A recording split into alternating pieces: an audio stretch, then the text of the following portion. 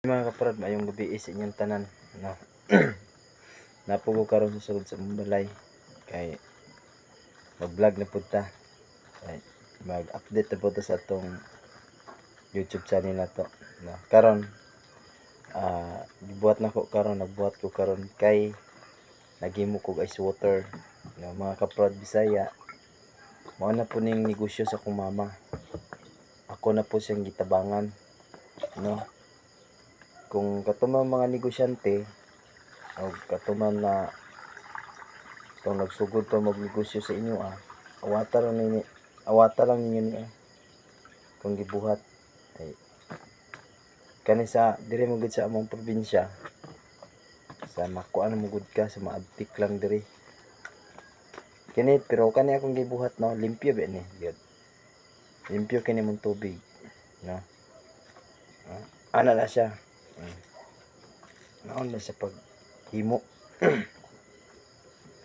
Kaya katong susulupin sa taga Manila, lahi man to lang sulupin, isid padakuay mong gud to.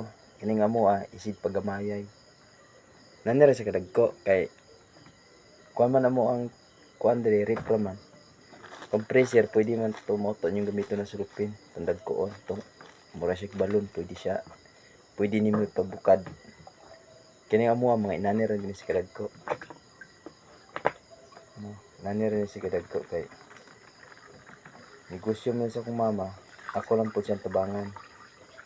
Kay mag-vlog po ta ani sa akong sulod sa among balay.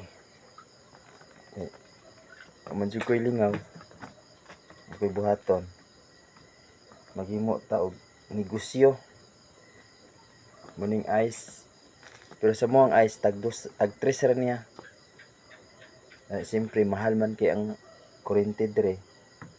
Ang tubig po dire sa mga dili na mo paliton. Amo gining kaguling na tubig walay meter. Gikan gyud ni sa puso, gikan gyud ni sa tabay. Amo ang kuan, bukal na tubig. Tagalog pa bukal. Ito ang itong bunga gamay. Gumaga na nato mga tulog na buok. Ay duha lang. Mao gini atong trabaho andre.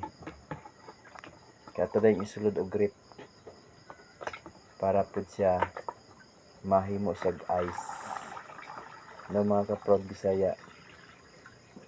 Siyempre ang kato mga siyempre ka parehas ko mga pobre, kabalo na gid siguro mo sa paghimo sa ice, no, na siya.